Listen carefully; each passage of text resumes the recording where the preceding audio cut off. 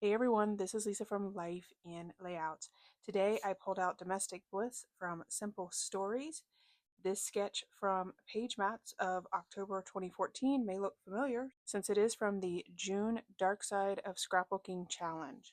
I will link the wrap-up video here so that you can check it out if you would like. I remember this collection when it came out a while ago, but I think at that time I wasn't really scrapbooking, and so the local crop that I attend, there are ladies who bring in older supplies that they no longer want.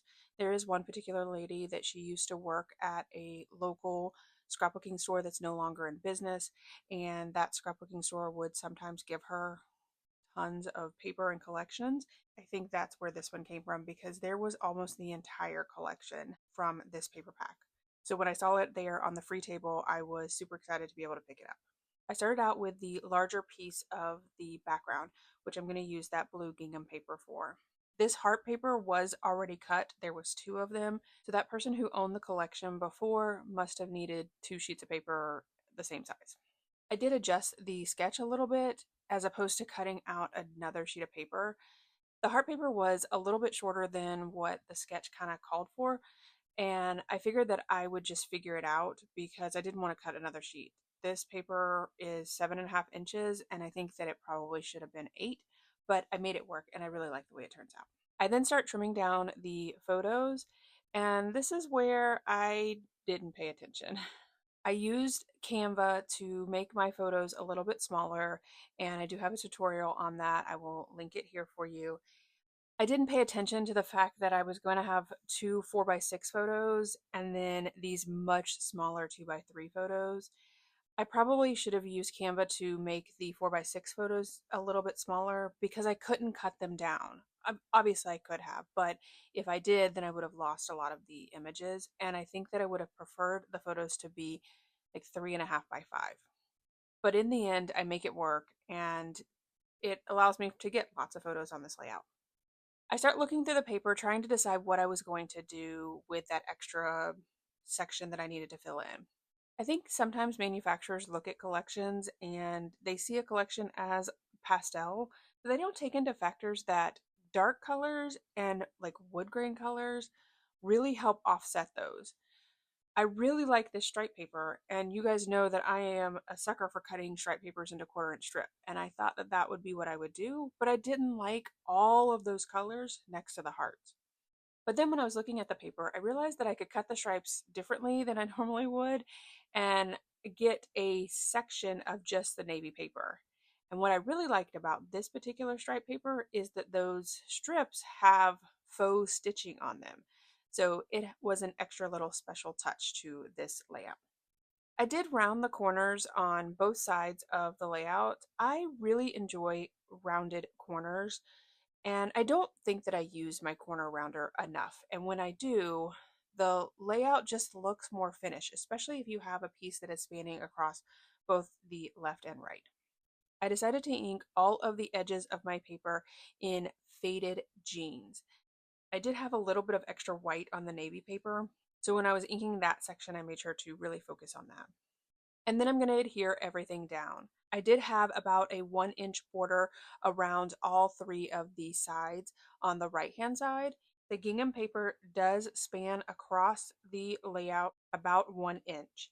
And then I'll have the heart paper in the center, and it will look like the gingham paper spans to the other side, and it's about 1 inch from the edge as well. In looking at the layout in its entirety, the gingham paper has a 1 inch border around all three sides. So at the top and bottom, and then 1 inch side on the right and 1 inch side on the left. You guys know that I don't ever get anything down straight, so I did have to pull up the piece on the right to make sure that it laid down straight. Then I decided to line up the navy paper next to the gingham paper. And I did that because I wasn't exactly sure how much space I needed. But then when I laid the heart paper down, I was just a little too large. I wasn't able to see those white stitching. So I decided just to cut like 1/8 of an inch off on both sides. And when I did, it laid perfectly on that navy paper. I have the stitching on either side, and I love the way that that frames the heart paper. The navy paper really sets it off. Then I was looking at the little 1/8 of an inch that I cut off, and on the back of it was this yellow paper. And so I thought, why waste it? I then added adhesive to the back of it, and it actually lays on the heart paper. So I really did cut down the heart paper 1/4 of an inch on either side because I cut off an 1/8 of an inch and then I covered it up with an 1/8 of an inch. I am so close to killing that 1/4 of an inch adhesive. I think I mentioned it months ago that I felt like that adhesive was just going on and on and on and just would never end. But I am so, so close. Once I get the yellow strip down on either side of the heart paper, I do use my liquid adhesive just to add a little bit of adhesive to a couple places. And then of course, I'm going to paper shave because I can never get anything straight. And now I have the base of my layout completed. I'm going to bring back the photos, and I'm still following the sketch quite a bit, but I have those extra photos that I wanted to add in, as well as I have the photo that is in a 6x4 as opposed to that portrait style. So I did have to finagle the photos a little bit to make it work. If you guys remember in the Dark Side wrap-up video for June, I talked through how I planned out this layout. Even though I planned it out quite a bit, even before I printed my photos, because I changed the sketch up so much, this layout definitely took a very different turn. I do put the main house photo up on Fun Foam, and then all of the photos that are on the right hand side of the layout will be flat to the layout. I did tuck one of the photos underneath because I was trying to make sure that all of the photos were contained in the gingham paper that's on the right hand side of the layout. Then I start working on the left hand side. I wanted about a 1-inch border from the left, so I just used the width of my T-square ruler because it is 1 inch wide. I added the master bedroom photo at the top there, and right next to it was the master bath photo. This is the sticker that I was talking about in my June wrap up. It just says Home Sweet Home. I was looking for a 3x4 card, but I couldn't find one, and so I settled for this sticker. And then underneath it, I put the 2 photos of the scrapbook room and then the photo of what was the guest room when I first moved in, but is now Eli's bedroom. Now, I'm not a big floral person, but this floral piece was really screaming my name, and it just felt like it needed to be on this layout. So do go ahead and tuck those underneath the photos on the right. I started looking through the cards because there wasn't a whole lot of embellishment pieces on the sticker sheet, and that's all I had was the sticker sheet and the paper pack. I found this card here and I really liked it, but the yellow was a little much. So I went ahead and just cut it off. And that's going to be my title.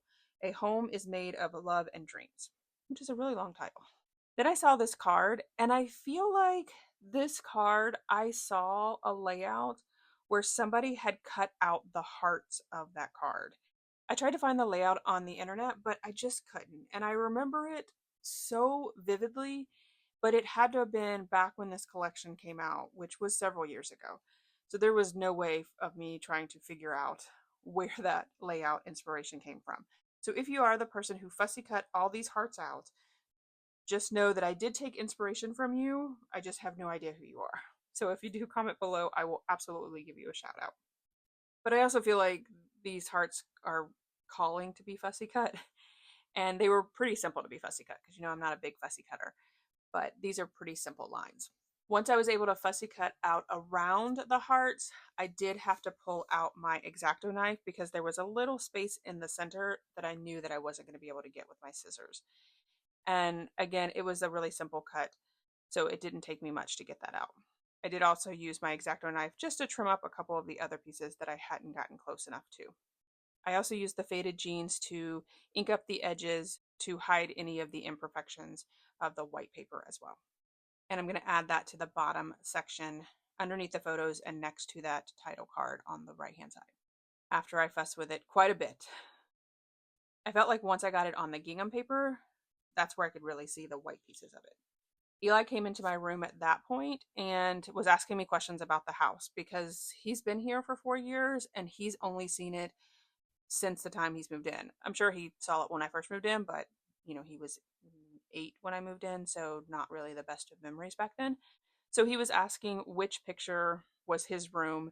And then I had made a couple of changes in the kitchen. Like I bought a bigger refrigerator and I also put in a microwave above the stove. So I was just showing him that. And then I decided to pull out my poker tool and my ruler so you guys know what's coming.